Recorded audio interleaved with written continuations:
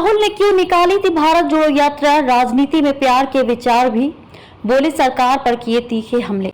लोकसभा में विपक्ष के नेता और कांग्रेस के पूर्व अध्यक्ष राहुल गांधी ने अमेरिका के डलास स्थित टेक्सास विश्वविद्यालय में छात्रों से बातचीत की। इस दौरान उन्होंने अपनी भारत जोड़ो यात्रा का भी जिक्र किया। उन्होंने कहा कि भारत जोड़ो यात्रा ने राजनीति में प्यार का विचार पेश किया। इसके आयोजन के कारणों पर बात करते हुए राहुल ने कहा कि भारत जोड़ो यात्रा के पीछे का कारण ये था कि भारत में लोगों तक बात पहुंचाने के सभी रास्ते बंद कर दिए गए थे। हमने जो भी किया वह सब बंद था। हमने संसद में बात की, ये टेलीविजन पर नहीं दिखाया गया। हम मीडिया के पास जाते हैं, वे हमारी बात नहीं सुनते।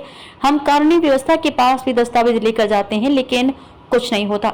इसलिए हमारे सभी रास्ते बंद थे। लंबे समय तक हम समझ नहीं पाए कि बात कैसे करें, लोगों तक अपनी बात कैसे पहुंचाएं। और फिर अचानक हमें ये विचार आया कि देश भर में पैदल चलने से बेहतर तरीका और क्या हो सकता है, और इसलिए हमने ये किया। राहुल ने कहा कि ये चौंकाने वाली बात है कि इतना सब कुछ आसान रहा।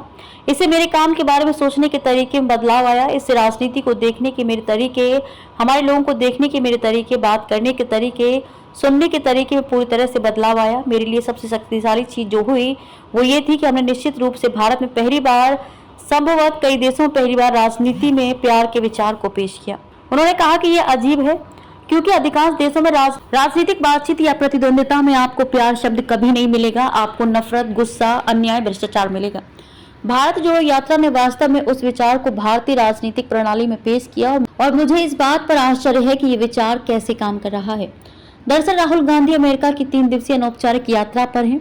इस दौरान वे डलास, टेक्सास और वाशिंगटन डीसी में भारतीय प्रवासियों और युवाओं से बातचीत करेंगे। सोमवार से शुरू हो रही वाशिंगटन डीसी की अपनी यात्रा के दौरान वे सांसदों और अमेरिकी सरकार के वरिष्ठ अधिकारियों से भी मिल सकते हैं।